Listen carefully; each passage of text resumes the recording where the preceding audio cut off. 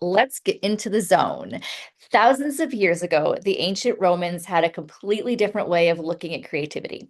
They didn't believe that a person was a genius. To them, a genius was a literal magical entity. It was a spirit that lived in the walls of your workspace, and it would come out of hiding, sit beside you, and help you do things. I love this idea. It takes all of the pressure off of you and places it on your committee. Let's call them your committee. This was a beautiful way to live because it meant you were never working alone. And if you made something magnificent, you didn't necessarily get a big head about it. And you just thanked the genius in the room and the people that helped you. And if what you made was terrible, you didn't spiral. You just shrugged and said, well, my genius didn't show up today.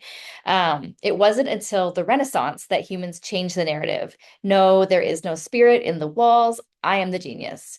And when we claimed all the credit, we also claimed all the dread that goes along with it.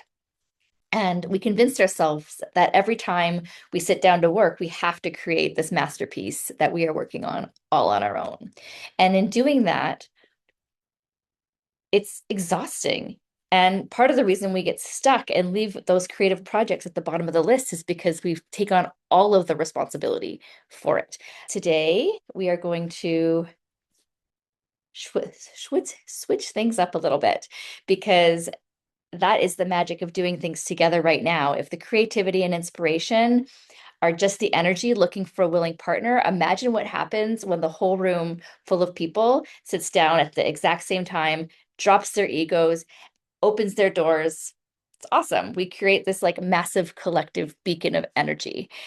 Even in a small group, I think there's a collective energy that gets built. And so when we invite our muses and the genius into the room, I think magic can happen. And so this idea of a magical creative identity, entity in your space, just waiting to be invited to the table is inspiring to me. So to get into flow state today, I want you to literally, well, mentally or literally pull up a chair, push the coffee cups aside, and clear a little space on your desk for the muse. Step one, clear some space on your desk beside you, just enough so that someone could have space to work beside you. So I'm going to give you, I don't know, 10 seconds to do that. I said I was going to like prepare and have this ready for myself, but I sure didn't. There's not a space to work beside me today. So I'm just going to move a few things over here.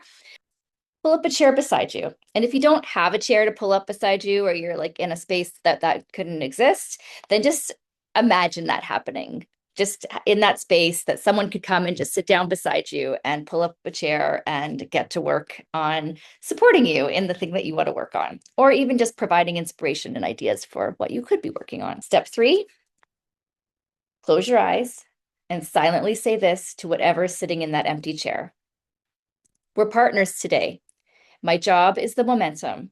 I'll keep my hands on the keyboard and keep the cursor moving. Your job is the inspiration. I will do the heavy lifting. You will bring the spark. Open your eyes. Release the outcome. Whatever happens, happens. Take one deep breath in. Exhale, and let's get to work. I'm going to put 20 minutes on the clock. Instead of doing a little chatty chat segue, we're going to get right into our creative sprint. And let's see if some magic comes into the room. The pressure is off. It's officially transferred into the empty chair beside you. For the next 20 minutes, you don't need to have a single brilliant idea.